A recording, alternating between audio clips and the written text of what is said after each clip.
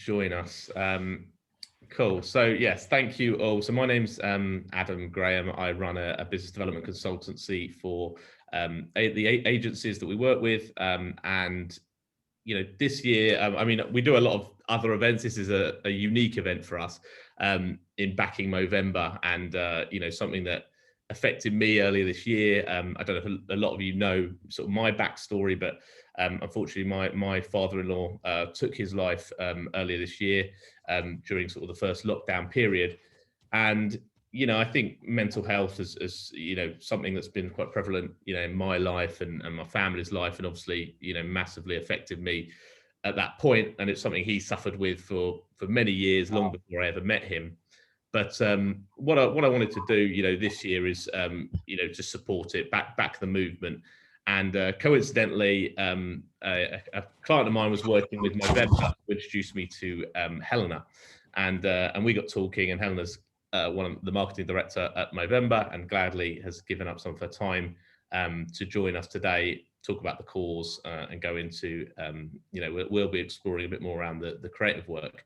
And she's kindly brought along Matt Hunt, who's the co-founder at Matter, also sort of executive brand and strategy director there. And they're the guys who have produced the Movember creative work. So hi, Helena. Hi, Matt.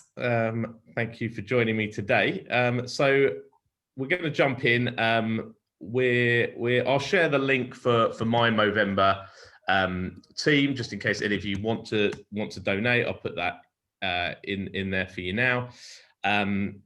And I think we're good to go. So I'm gonna start with Helena, if that's all right with you. I think just want to sort of explore the kind of story behind Movember and kind of a bit about how it started and what the cause stands for. And I know there's been a sort of change, because when I originally knew about Movember, and I remember telling my wife, I was like, I'm doing Movember. She's like, why are you doing Movember? That's all around prostate cancer. I was like, no, it's evolved. I think it's all about just men's health generally. So tell us a bit about the backstory, and then sort of how that kind of changed over time. Hi everyone, nice to meet you all. Thanks for joining, and thanks so much, Adam, and the rest of Grey Matters for fundraising. I think you're on nearly £3,000 now, so that's brilliant effort. Thank you very much. So Movember, it started like all really good ideas in a pub between three mates. And they were chatting about trends and fashion and what had happened to the moustache and why had everything else come back, but the moustache hadn't. So they said, you know what, let's all grow one. It was November. It was Trav's 30th birthday at the end of the month. So they decided to rename November Movember and challenge each other to grow moustaches. So in 2003, there was 30 blokes that grew mows. They didn't raise any money. It was just a bit of fun. And then obviously it got out of control and it took off. So in 2004, we actually raised £20,000 and gave a donation to the Prostate Cancer Foundation in Australia. So you're absolutely right, Adam. The roots were very much around prostate cancer. And mainly that was because the guys had seen what, the public had done for breast cancer and how that had really been successful in raising funds and awareness, that they thought, something needs to be done about men's health too. And then fast forward to present time. So we are currently the world's leading men's health charity. We're active in over 20 countries in the world. We have over 6 million Mo Bros and Mo Sisters, we call them, members of our community that take part. And we've raised an awful lot of money. So globally, £600 million since 2003. So it's a huge success story and not something that I can take any credit for. It's really down to that brilliant idea at the beginning and those founders and that ambition. But you're right, we are tackling men's prostate cancer, testicular cancer, and mental health as well, and suicide prevention, which is a cause that is so important and I think especially resonates with everyone right now. It's something that was always close to the guys' hearts. They lost a couple of mates to suicide early on and always wanted that to be one of the issues that they tried to tackle. So, but yeah, it's absolutely critical part of what we do. We've got over 1,200 men's health projects globally. and a decent amount of those projects are mental health ones. So absolutely, it's a focus. So Movember's mission is very much to enable men to live happier, healthier, longer lives, and ultimately to stop men dying too young. Yeah, because the stats are staggering, isn't it? Like 3 in 4 suicides are men, and it's 1 every minute or something. I was reading on the website, which is tragic. And just lastly, then, with your story, what drew you to Movember? I don't know if there was any particular story or good job came along, but just wondered what drew you to sort of wanting to be a part of that. So I've actually got a couple of ex-colleagues here. I can see their faces. Okay, be delicate then. I'll be careful what I say. No, they know the truth. So I was at Comic Relief. I loved that job. I was there for 5 years. So in many ways, it felt like a natural progression to move from fundraising through the nose to the upper lip. It felt like something I could do quite easily. But also Movember was a brand that we all admired at Comic Relief, actually, which sounds strange, I think, from an outsider's point of view, but we were always wondering what's the new mustache? How do they crack that? Well, that's such a genius idea. So visible, so permanent on your face for those 30 days. So I was just really curious, and I think it was the disruptive nature of Movember and the way that they had, changed the sector and sort of flipped it on its head slightly. Really appealed to me, and also I think targeting men was a challenge for a woman, but also for someone that had always focused on, Comic Relief was very much a family brand. It was very targeted towards mums. How could we get men involved? And stereotypically, they are harder to engage in charities and in fundraising. So what was the secret sauce? I was curious. Yeah, and I mean this moustache, obviously, what a symbol of pulling people together and just from a communications perspective. I mean, it's such a strong symbol, isn't it, that galvanizes everyone and makes it a focus. So Matt, I mean, obviously, it'd be interesting to sort of get your perspective. I don't know, like, when did you guys first get involved with Movember? I know you do a lot in the sort of health generally, but what's your kind of story into this? So yeah, we founded our agency Matter in 2015, and Movember actually our third client, I think. I mean, we set up as a specialist in sort of sports, fitness, and well-being space, and Movember sort of clearly fits in that. I think they were interested in us because they were at that time just beginning to launch Move, which was sort of part of their sort of product diversification, sort of almost away from the moustache at that point, and getting people to move in Movember, because those 4 letters also appeared in Movember. It seemed like a fairly neat link. So we sort of helped them sort of launch that initiative into the UK in 2015. I think the fact that they were beginning to diversify then was a symptom almost that sort of after 11 years that the moustache had almost sort of lost a bit of its sort of steam, that the growth sort of had slowed a bit, and so they were looking for other avenues to try and sort of drag in some funding. And that was probably the first sort of symptom of the fact that it probably just beginning to lose its mojo at that point, as we saw it. But at the time, we were obviously delighted to be working with them. And then since then, we've just sort of maintained our relationship with Movember on sort of the odd sort of tactical brief up until sort of last year, when for the first time they sort of broadened out their global campaign to agencies that weren't sort of internal. So and yeah, we were very fortunate to be on the pitch list as a result of sort of getting to know them over those. We were possibly something of a wild card, I think, in the set of the agencies that they went to, but we quite enjoyed being an underdog. And we were fortunate enough to win that. So yeah, I mean, that's always an interesting story for me from an agency business development background, is trying to sort of how you muscled in there and sort of maintain that relationship. It obviously took some time. But sometimes being the wild card isn't a bad thing. Yeah, I think so. It certainly sort of served us, I think. Meant we could probably take a few more risks with it, I think.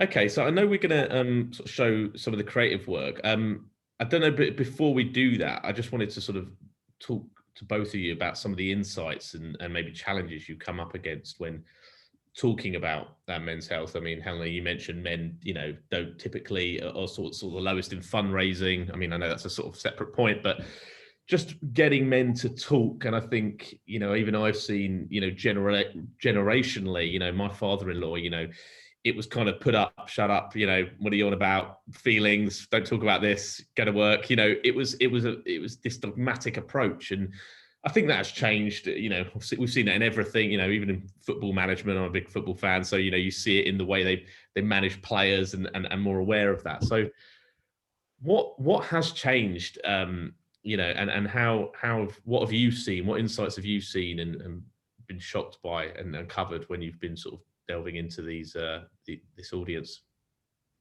Yeah, I mean, so fundamentally, men don't engage with their health in the same way that women do.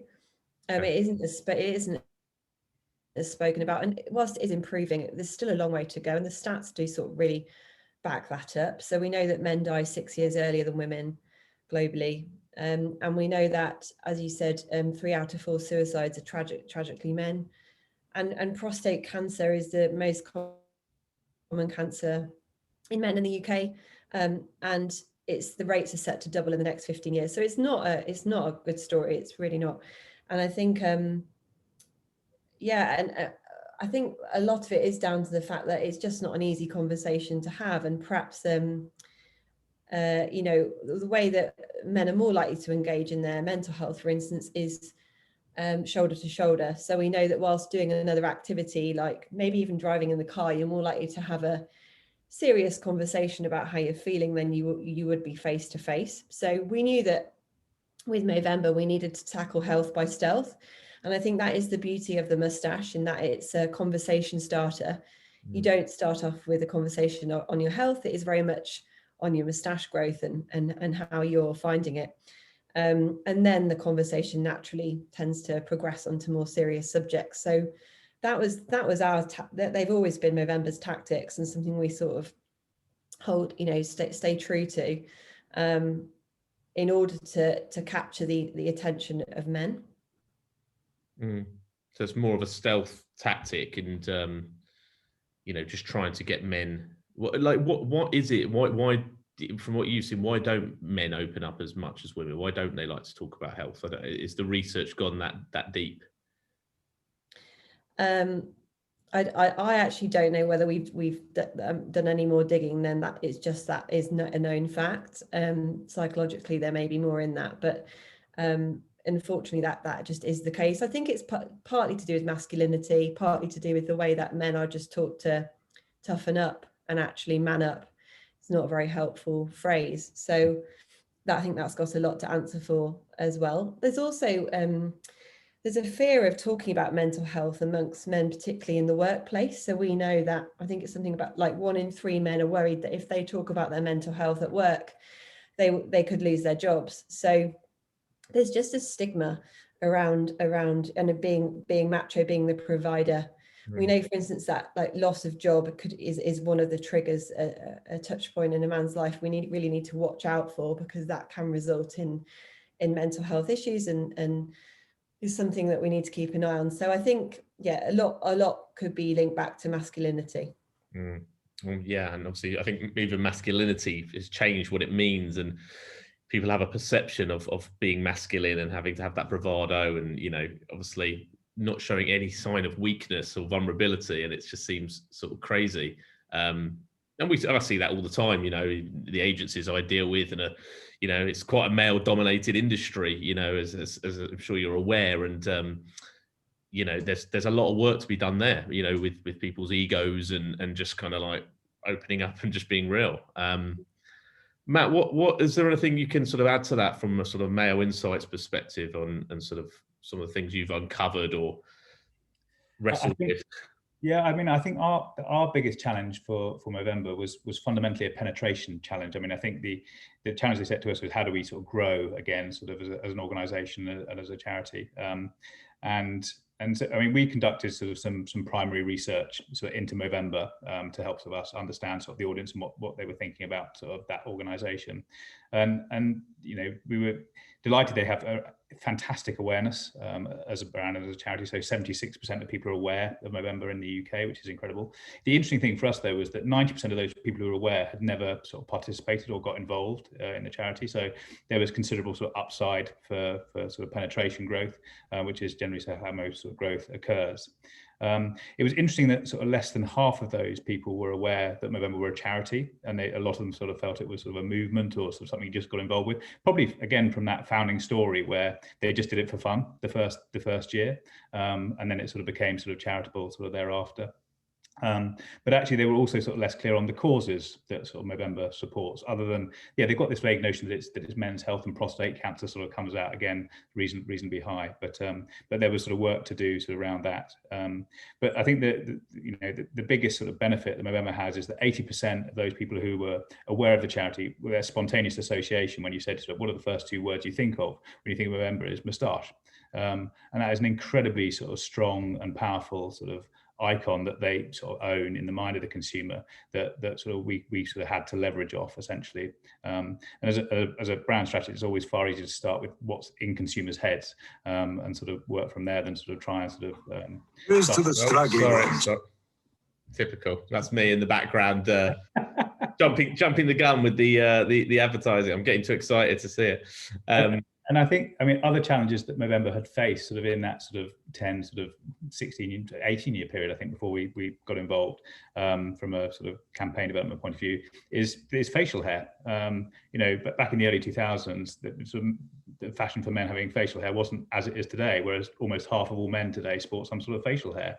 So actually so hair on your face is less common these days, or far more common these days, and is potentially less of a talking point. And you have this double challenge of now people having to shave down, sort of shave the beard off to do Movember, rather than just simply sort of grow a moustache on your face. So there's almost another barrier for them as a charity, in terms of sort of the then and now of it. That's the classic Pringles, amazing campaign, which brilliant. I don't know, was that before your time, Helena, or is that something? That's this year for the first time, I think, isn't it? Was it this year? Oh, I thought it was last year. Going mad. Who was the brainchild behind that? It's taken many years and many conversations to Has it really?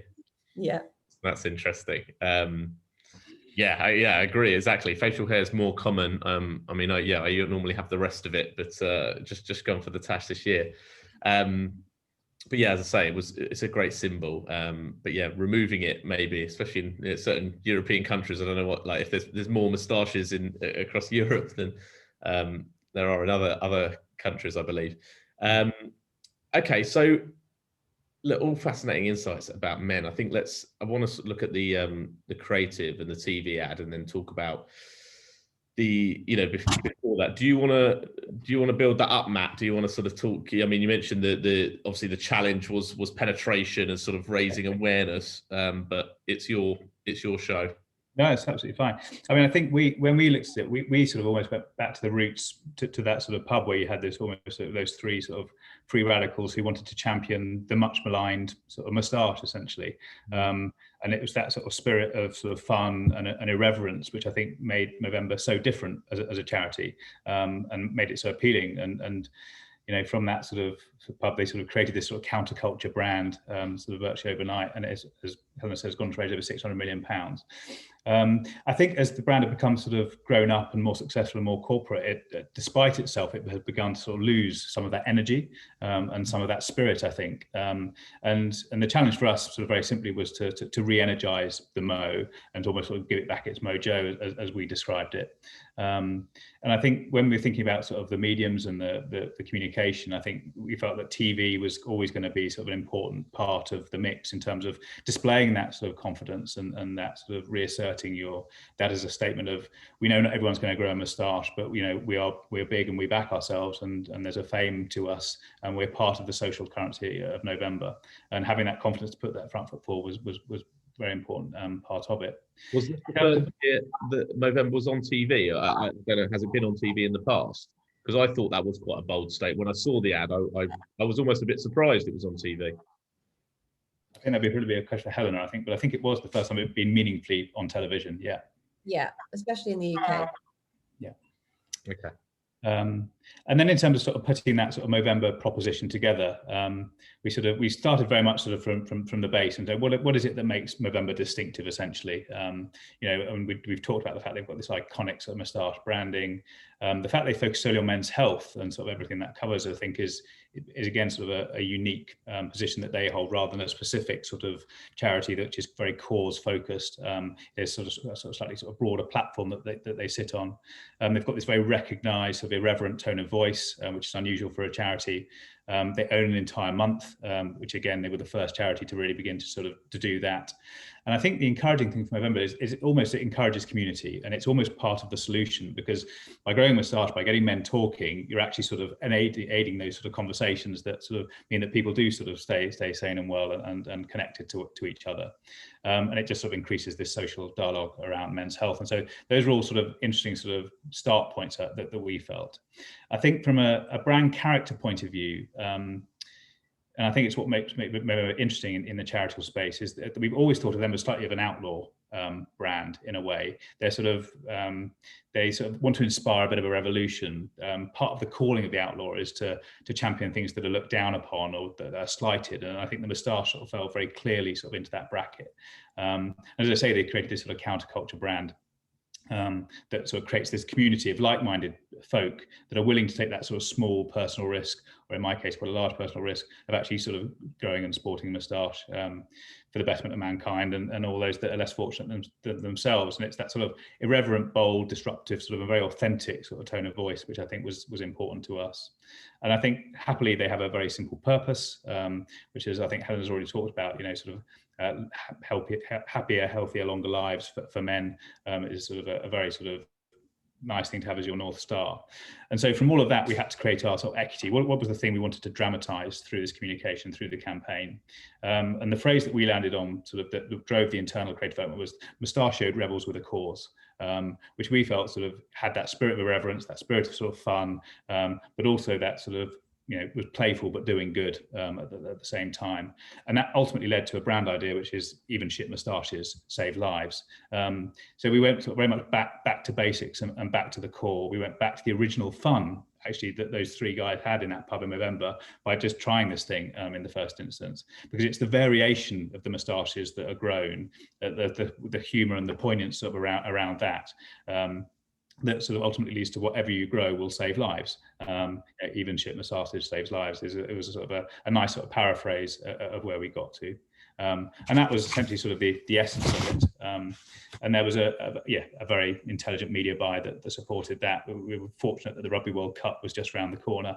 And that again sort of spoke to a lot of that sort of target audience that we wanted to. And we were very deliberate in highlighting sort of the massive sort of variety of people and their moustaches sort of who take part sort of in Movember and the campaign. It's very inclusive in its representation. And, we even had an "I Miss My Beard" one. So we were talking to those 42% of men that do have a beard that we wanted to shave down in the first instance. And being a charity, and a popular charity like Movember, you do have sort of production companies and sort of directors who are very keen to support you. And we were very sort of fortunate to work with a company called Smuggler, who were the Ad Age Production Company of the Year in 2018. And the director, Joshua Neal, so sort of who directed ads for Tesco and Stella and Johnny Walker, to name but a few.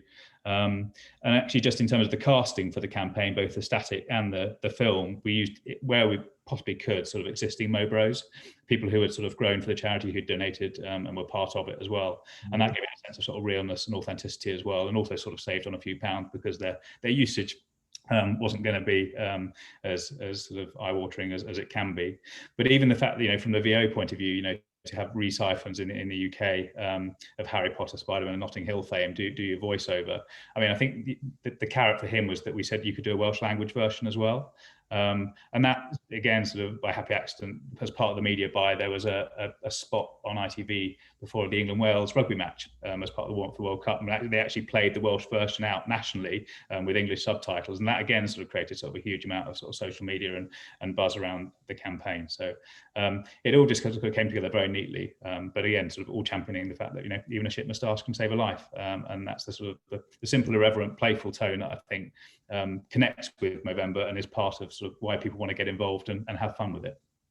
Yeah, and I mean, I think you've captured that amazingly, and the energy of the ad and everything that sort of comes through, and the realness. I didn't know necessarily the backstory about the guys in the pub, so that that makes it even sort of more authentic from where it comes from. I can certainly vouch for the shit moustache and being a part of it, but it just brings it into the room. You know, every call, you know, it's amazing because the amount of time we're now on Zoom calls like 24/7, right? So I'm staring at this thing. I have to stare at my own moustache more than any other year, and everyone's seeing it. I thought the face masks would help, but I don't know. We're now in front of a camera our entire lives, which is probably putting it front and center. But yeah, let's look at let's watch the ad. Do you want me? Should I share it? Is that the easiest thing to do? Matt, yeah. If you've got it, thank you. That would be great. Yeah. I'll jump in. Give me 1 sec, and hopefully everyone can see this. Go full screen, and I might start from the beginning. Right, can you see that? Yep. Great. Here's to the straggly ones, the lopsided ones, the first ones, the I miss my beard ones, the hey, I look good with this ones, the he's never grown that in a week ones, the black, brown, red and grey ones, the, that one, the itchy ones, the never forgotten ones, the ones grown by dad, the ones grown for dad, the started late ones, the absolutely filthy ones, the drawn on ones, the finger ones, the badge ones, the I nearly didn't do it this year ones, and the yeah, why not ones. They all raise awareness, raise funds, start conversations and save lives. Because whatever you grow will save a bro. Sign up now at Movember.com. Great. Virtual round of applause. I know everyone can't hear the rest of the thing. No, it's great. And yeah, so powerful. And I think getting that message, was it hard to try and balance that kind of the emotional message, because it kind of dips in, doesn't it, where you feel, you know, you're bringing back the meaning behind it and then having the sort of fun with it at the same time. Absolutely. Was that something you found challenging to sort of balance?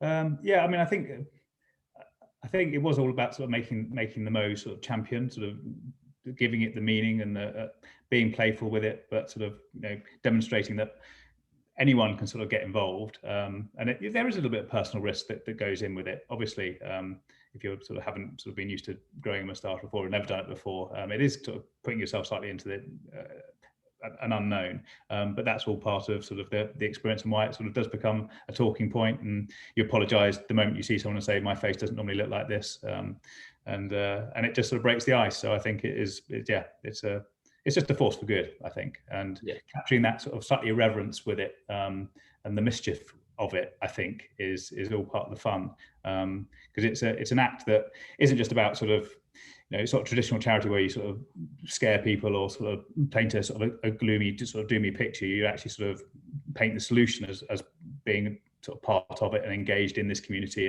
and having fun with it. And I think that's what sort of is underlying for Movember's success, and why the charity has been as successful as it has been, because it does do things differently, and it gives people a different way to sort of participate and get involved.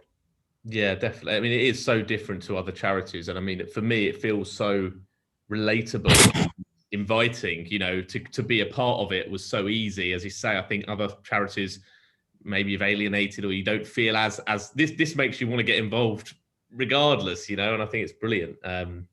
Helena, were you going to jump in there?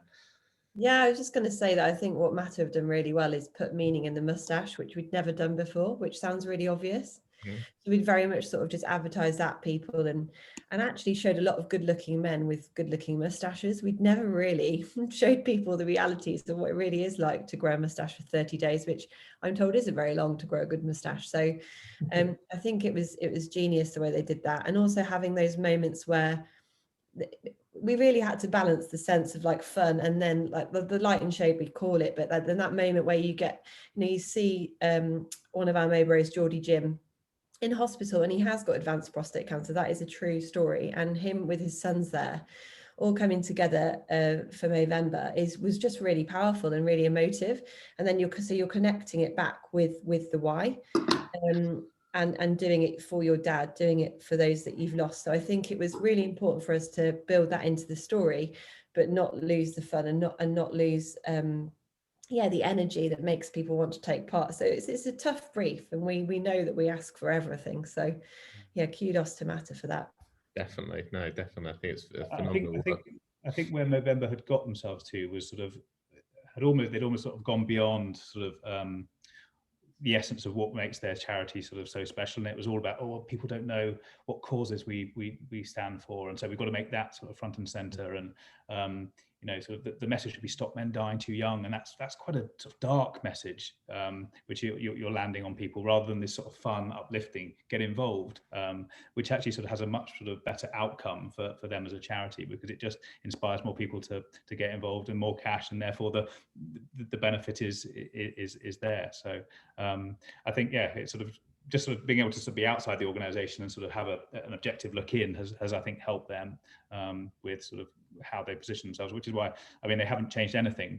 I mean, we updated some photography, I think, this year in terms of the campaign for the stills, but apart from that, the campaign is running precise as it was sort of for the second year, and doesn't seem to sort of have got tired at this stage, which is great. And I think they're very sort of comfortable to keep using that, so long as it's delivering the results, which is great. And yeah, because you could have gone down so many routes. There's so many different messages that you could land. I mean, just out of interest, how many ideas got thrown on the cutting room floor, and sort of was there completely different avenues at one point? Or I mean, yeah, I mean, when from our original pitch, I think, yeah, there were certainly sort of 3 or 4 different sort of ways in, and different ways to execute this. This was always sort of our favourite. You know, we went extreme as, you know, do you start dyeing the moustache to stop men sort of dying and all that sort of stuff? But and that just again felt you're putting another barrier in terms of people getting involved. So that was a sort of one example. But yeah, no, there was many different ways in, but this always just felt to be sort of the truest to them, and strategically sort of what they needed to do, the right thing to do. I think it completely stood out when they were pitching. Matt Campbell, their creative director, read this script out, and we just all got goosebumps. We were just like, this is it. It just felt so Movember and so on brand, and it was like they captured everything about us and what we wanted to try and say in an ad. So yeah, I mean, we saw lots of great ideas, but this was a standout one. And I guess because one of the big insights is about getting men to talk more about their health, regardless of what the health problem is, it's almost like if you celebrate that and just celebrate men being men and growing a moustache and just talking, then it will lead to them talking about their health, which will lead to diagnosis, which will lead to solutions, right? So it's kind of like, yes, it's very clever. Softly, I think, is precisely the approach that the member take in terms of getting to that solution. And I think when they go too hard with this is sort of, you know, sort of and too prescriptive with what you need to do, it sort of takes away some of the appeal and the inviting nature of the charity, I think. So sort of softly catch a monkey is absolutely sort of how they approach it, and we approached it with them. We actually ran just to add to that, we ran a survey this year to find out if doing Movember in itself is good for your health. And thankfully it is. So we've got some great stats that show that our own Mowbrays, our community, are more likely to look after their own health through doing Movember. So, you know, I think there's over 2/5 of Mowbrays said they confided in a friend about their problems, compared with just 18% of the general population. They're more likely to know their nuts, check their nuts. They're more likely to see a doctor if things don't seem right. So yeah, as you say, Adam, it is having that effect, which is great. Yeah, it's brilliant. And I know that even from a personal perspective, you know, people were like, you know, I talked about in my blog about having sort of anxiety attacks at certain times in my life and panic attacks. And one of my best mates was like, really? You didn't tell me about that? And I was like, yeah, I did. You know, it's something I did. And I saw a psychologist about it, and it was, you know, fine. And it was like, you know, just being part of it just created that conversation, which is, I guess, what this is all designed to do. So we've talked obviously about the sort of TV. I'm just interested in kind of the rest of the campaign, how else it's been supported. I know there's lots of sort of media partnerships involved. I don't know what's happening on social, digital, but maybe if you, Helena, start sort of talking us through the sort of wider plan. Yeah, sure. So we've been working with a media agency called Bountiful Cow for the last 3 to 4 years, and then the Value Exchange as well, I think David, our friend from the Value Exchange, is on this call. Yeah. And the media strategy was very much go to OMNR. Sounds obvious, but it works. And we have had a lot of success, as Matt has said, with advertising around sport, particularly with the TV buys around the Rugby World Cup, and then this year around Premier League fixtures. We've also been really fortunate that through media partnerships, particularly with Sky and News UK, we've had lots of extra editorial value, which I know we're really fortunate as a charity to be able to benefit from. But an example this year is through the Sky partnership, we've had access to Soccer AM. So we've had Mo AM sections in Soccer AM, which, you know, is money can't buy for us really in terms of being absolutely bang on audience wise. So yeah, we've hugely benefited from that. And then from a corporate partnership point of view, we also really benefit from brands' media spends and then backing the moustache and backing our message. So the likes of Gillette, L'Oreal, Gym Group, Yo Sushi, Pringles, as you've mentioned, KP Nuts, all on board this year and doing an amazing job at promoting the campaign. So it's a combination of the two really. And then absolutely the role of social media is so important. And really it's how Movember first became such a global movement. It really was about Facebook and sharing your progress every day, and just when Facebook was really taking off. So we've got a lot to thank them for as well.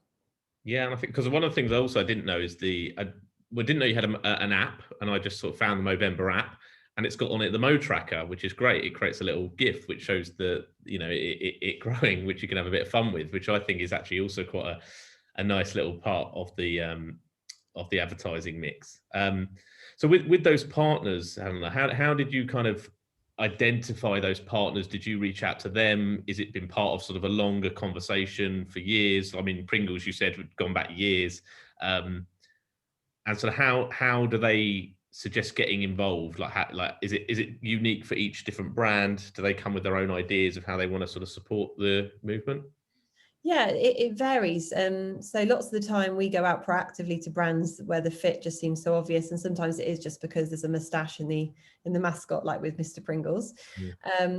But with Gillette and L'Oreal, you know, grooming brands are so key and so obvious for Movember. They've been long-standing partners.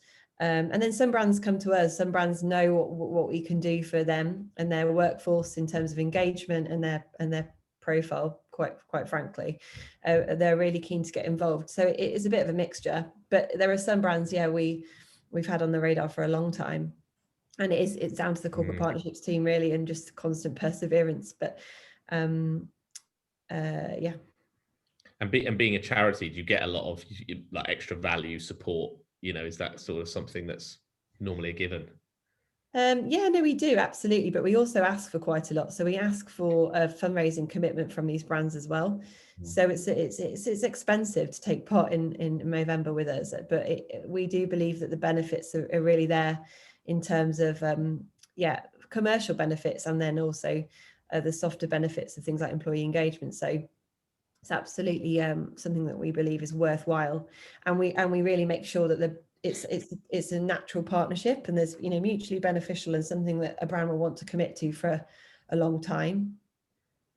Yeah, definitely. So there's been media partnerships. Obviously, you mentioned the Soccer AM. You've got the TV ad. Is there anything else in the mix? I think just that I've noticed this year that Movember have done brilliantly, and it's nothing to do with us, but I think it is absolutely right for them, is the celebrity involvement. And the endorsement they get from the likes of sort of Peter Crouch and Mo Farah this year. I think that the way they've sort of managed to select and get sort of A-list celebrities involved this year, again, sort of just elevates it in the public consciousness. Or if he's doing it, it must be sort of something that we need to do. And so the knock-on effect by association you get from that has been, I think, very powerful for them. And I think they've executed that better this year than in any other year that I can remember more recently. So yeah, kudos to them for that. Yeah, and I just think the whole digital experience as well, like just the website, the way you donate, you build a team, it just feels, I don't know, it just feels more inclusive. It just feels like it's more relatable. You're able to sort of, you know, navigate it quite easily. It's quite interesting how you can look at the different areas to inspire you and to explore what's happening in men's health. Just found it all quite engaging. That's good to know. I was going to shout out our PR agency as well, Liz Matthews PR. We've worked with them for the first time this year, and they've been brilliant at getting some of those names on board. So I recommend them.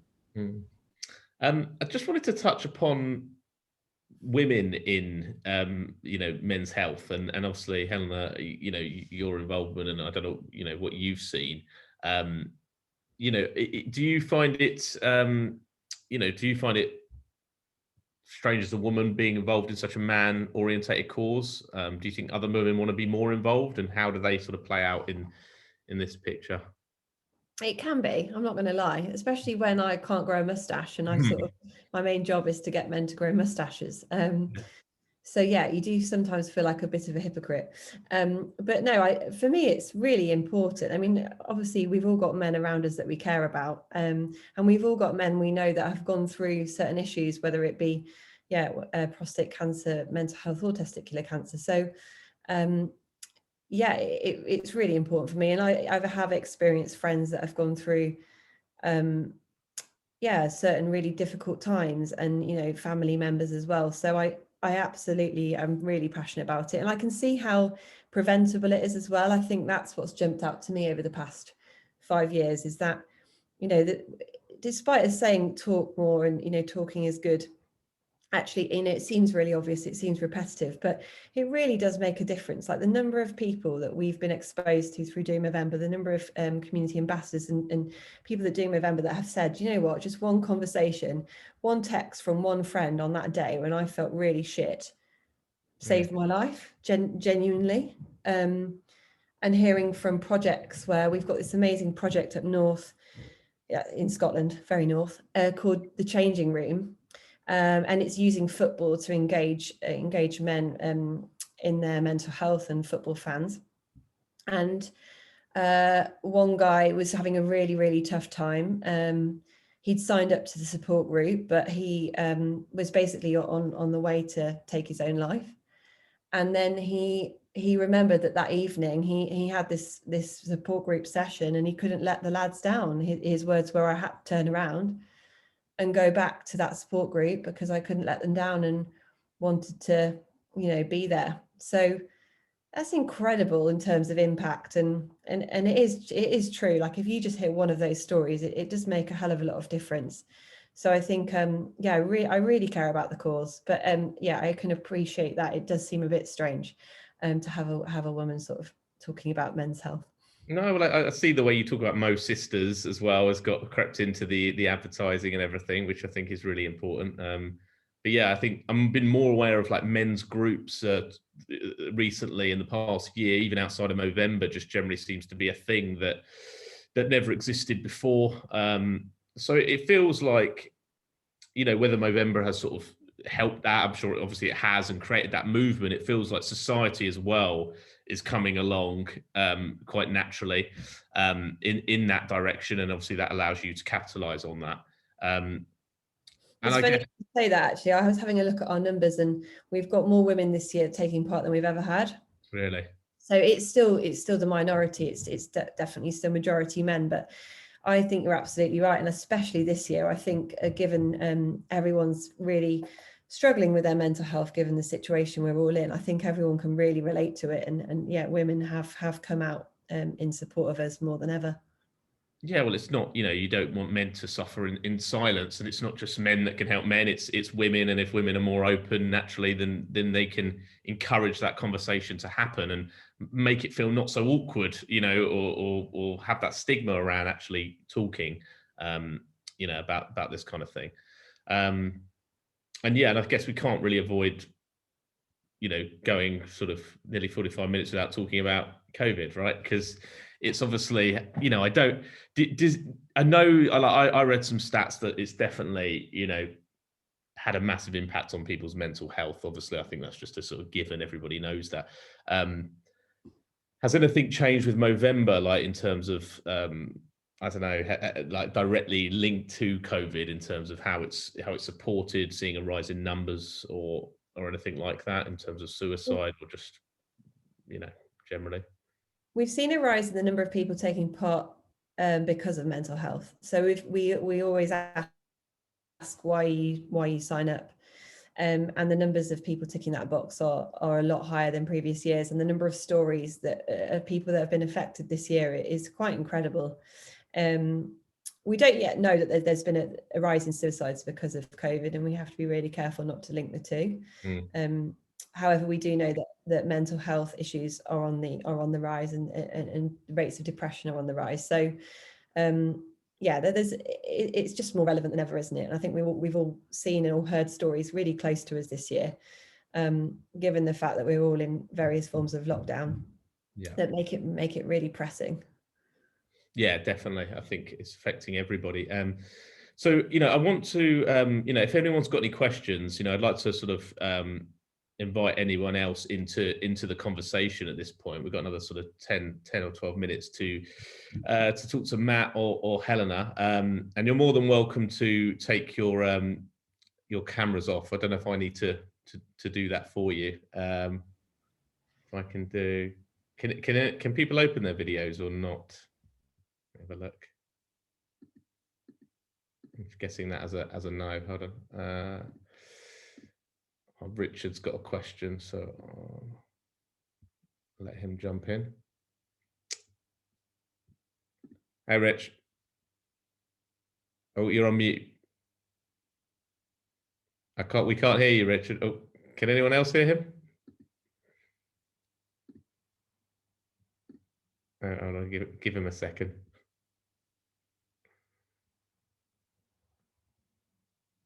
No, still can't hear you. We'll come back to Richard. But if anyone else got questions, jump in. Helen, I was going to ask you about this sort of future of Movember. What does the sort of plans for, like, is it November? What happens after November? I mean, it's like does it all get forgotten about, or like what happens for you guys? And do you start instantly planning the next one? And have you got learning? We have a really long Christmas holiday. I think we're all jealous of.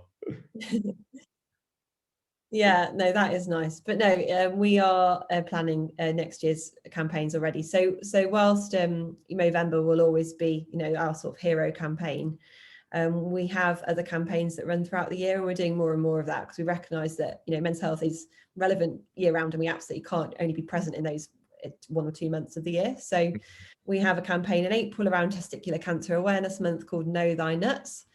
We've actually made some giant inflatable testicles, which we're excited about using. And we've got other campaigns throughout the year around Father's Day, around Suicide Prevention Month. So yeah, there's lots more to come from us, and it is just about us speaking to men on different issues and in different ways. Yeah, because I guess there's got to be other things that take part throughout the year, so that you don't just go quiet. Tom, I think you had a question, didn't you? So hi guys, I'm Tom. I run a marketing agency for alcohol brands and non-alcohol brands called Yes More Agency. We have a philosophy of putting mental health first. So I was really interested in everything you guys had to say. One challenge we have with some brands, clients or prospective brands that we're pitching to, have a apprehension about talking about mental health or putting mental health first when they're an alcohol brand, because we all know there is certain correlations and challenges between alcohol and mental health. I wondered if you either have any advice or recommendations or experience in that area. Yeah, you're absolutely right. It's a really difficult one. Movember's never shied away from booze, because we recognise how important like the pub is, and in terms of where men are and how people interact and actually how people open up. It is you have some of your best conversations over a pint or two. Obviously, after a few more than that, then they get forgotten about. So that's the balancing act. So we have to be really careful as well. Not like you're absolutely right. So we couldn't, for instance, do an on-pack promotion that says buy a beer and there'll be a donation to Movember. But what we can do is work in other ways. So we can encourage men to have conversations. We work with brands to put on events that bring men together. Obviously a bit more challenging right now. So there are ways around it, because we do fundamentally believe that it is the right place to be. It just needs to be managed really well. So absolutely, we could help you, Tom, with that challenge, because yeah, we have experience in it, and we've got, I think we've got Jameson's on board this year actually doing some cocktails for us, and they we've had Jack Daniels, we've had yeah, a lot of the beer brands before, so it is possible. But it isn't. It's one of those ones that's it's challenging to sell in at a senior level, especially because often the senior client contacts have historic challenges with how things should be done or shouldn't be done, or what can and can't be done, and so there can often be a barrier there. But yeah, really interesting. I think it might be interesting to talk to you further another time. Yeah, definitely. Another interesting example I always think in that space, I always remember Johnny Walker suddenly becoming a sponsor of Formula One. And at the time I thought, well, that's quite an obtuse sort of relationship, given sort of drink driving and sort of how that's a social taboo around that massively. But actually the way they did it and the way they sort of executed it around sort of total responsible message was quite authentic actually, and actually worked sort of pretty well for them as it turned out. So I think there are ways, if a brand is sort of brave enough that they can, and it is authentic to them still, that they can sort of step into areas that might be sort of counterintuitive in terms of what the product does versus what the product wants to say. Yeah. The phrase I've got is what you can't disguise, emphasize, and go for it harder and faster, and let the audience challenge you, but have good ways to back it up or change. Yeah, I think if anyone's seen the latest Heineken ad, it's quite phenomenal as well. I think they've done. I know they touch upon mental health, but they talk about a lot of stigmas and diversity and challenges in society that we've all been going through, and the way they've addressed it, I just think is spot on. I think it's really smart. So do check that out. And then I think, Simon, did you have a question? Can I just see if you can hear me now? Yeah, we can hear. Who's okay. No, go on. It's me, Richard. Oh, Rich, that's fine. No, crack on. You go first, Richard. Richard, you go first. Go on. Right. Sure, you're a gentleman. Guys, look, that was absolutely amazing. I could talk about this for hours. And I say that because I am actually on a programme. I tried to kill myself in the past. And I spoke to my partner, who's my fiance, and it was quite a good conversation, because, as she mentioned, we've got a very honest relationship. We talk about everything. I basically come home from work and just bemoan how much I hate my job and how much I hate my life and how much I hate my son. And she said to me, look, we talk about things all the time, but I'm not qualified to have that conversation with you. You need to go and see someone professional. And it's always hard to get an appointment with the doctor. So if you're desperate, just tell them you try to kill yourself, because they got me in that date. Come and see us today. And that was really cool. And from council, I'm well aware of your movement. I'm well aware of Calm. I'm well aware of Mind. And the question I had is, do you guys work across those various groups? I mean, like you admitted before at the start, Helen, that people did associate Movember with the prostate cancer issues, which are fair enough. You're absolutely bang right. It's the reason that men are challenging is because I'm Scottish, as you can hear.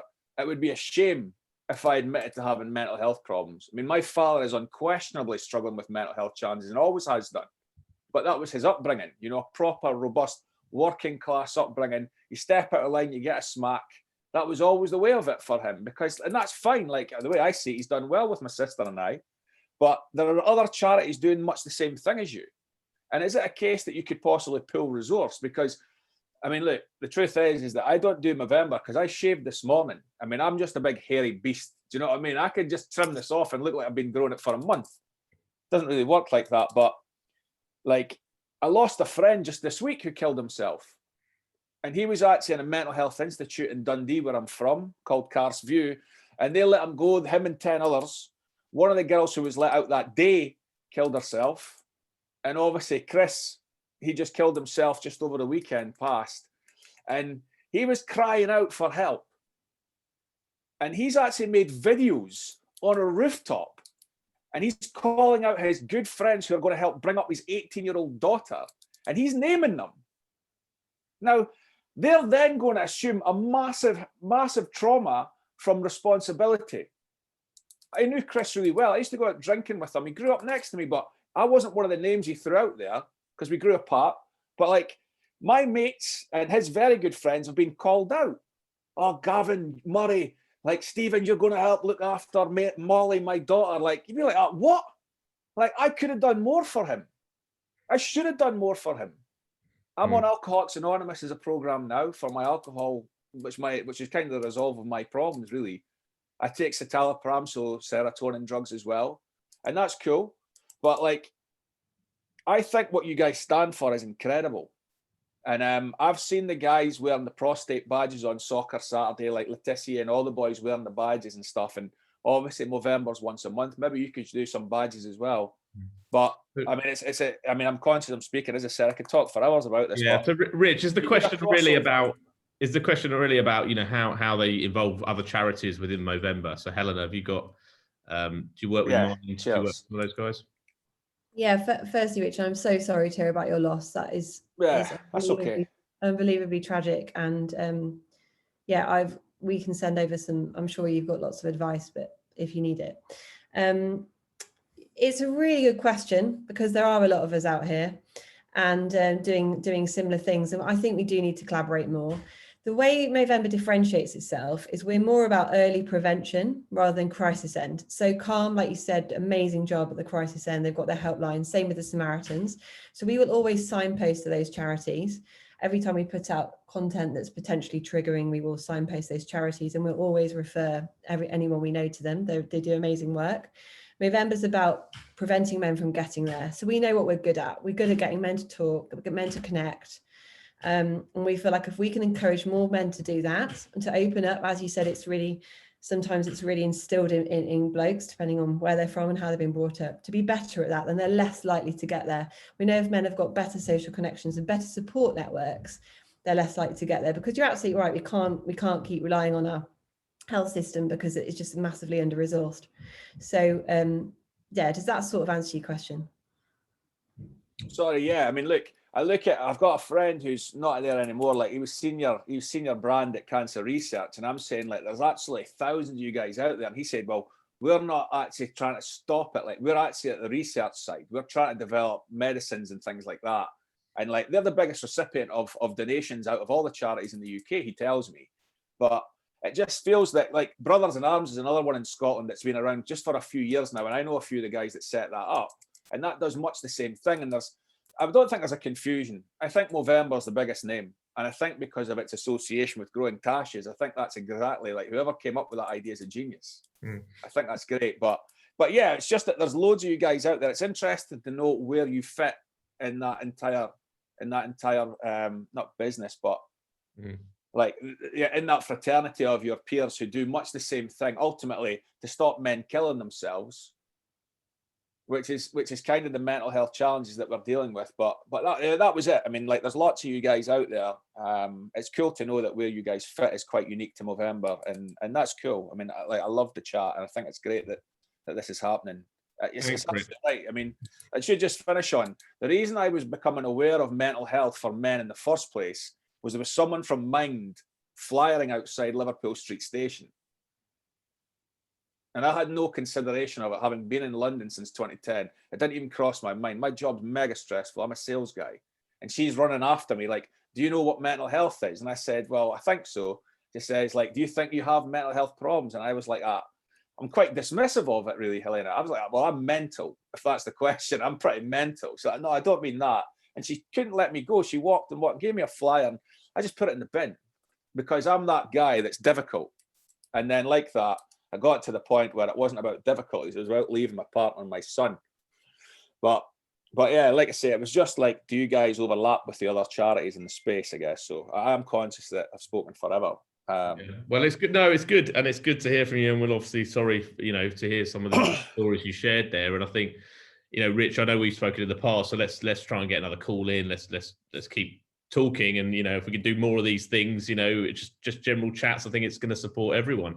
I think so. Simon, did you want to quickly jump in? If Helen and Matt, if you guys have to shoot, just flag to me quickly. But if we've got a couple minutes, then I know Simon's got a quick question. Yeah. Hi. Yeah. Cheers for that, Richard. Interesting to hear what your sort of point is. And I think the more people who speak up about this, the better. I mean, I speak up myself about this. I write about sort of mental health, and sort of men speaking up have always been a little more sort of reserved in things. And but like, I mean, I did my first Mode Space in like 2011.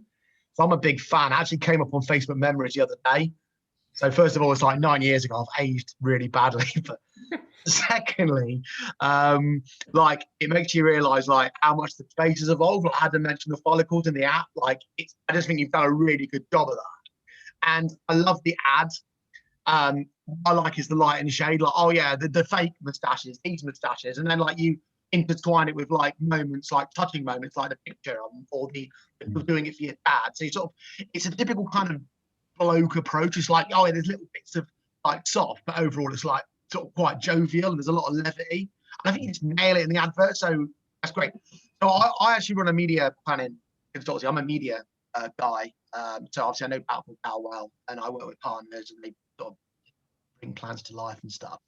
I'm all about the partnership stuff you're doing with Value Cal. Got a quick question around what was my question? Yeah, media strategy. You mentioned go where the men are. It's perfect, right? I mean, it makes total sense, and I agree with that. But there's been other conversations around like, how do you market to women? How do you get women involved? Like, do you have any plans? I mean, it's probably late this year now, but what are your plans maybe already for next year about maybe doing more sort of, I think Matt used the word obtuse partnerships there for Johnny Walker. I love that phrase. Have you thought of any obtuse partnerships for women's press and content? Because it's quite an interesting paradox, isn't it? Because obviously, like a lot of the women press in the last couple of years has been more about female empowerment. I just wondered if there was anything more around creating this provocation around moustache, men's mental health, cancer, this sort of thing. Like get your hubby to check his nut is or whatever it is. I don't know. That's terrible, but don't use that. But that kind of thing. Do you know what I mean? So I'm just interested because I think that's a massive demographic that could be unlocked as well. It's clearly growing in the right direction. But yeah, I just want to say it's great. I just wonder what the plan is there for the women's side. We've talked about it loads, but we've been quite single-minded on focusing on men because we also really want to empower men to take better care of their own health. So we know that women can often be the gatekeeper to a man's health. Like a woman will remind a man to go to the doctor to get something cleaned. That's how what happens. So we need to encourage men to take more responsibility ultimately. However, if you've got an amazing idea, send it over, because actually we haven't started talking about women in a big way. So always open to ideas. Cool. All right. Thanks, Simon. Thanks. My pleasure. Thank you very much, Matt and Helena. Yes. Thank you. I think that's all we got really time for. Overrunning by about 5 minutes. I think we've had a lot fly in. I think if you want to send other questions, send them to me, and I can get them to Helena and Matt, and we can always respond over email or something at a later time. But yeah, just want to say a big thank you to Helena. Obviously, very busy month for her and very important. So thank you for giving your time up this morning to talk to us. Matt, thank you for sharing the insights and some incredible work for you've done for Movember, and we love the ad, and hopefully we'll see more of it in the future. And yeah, I think that's a wrap.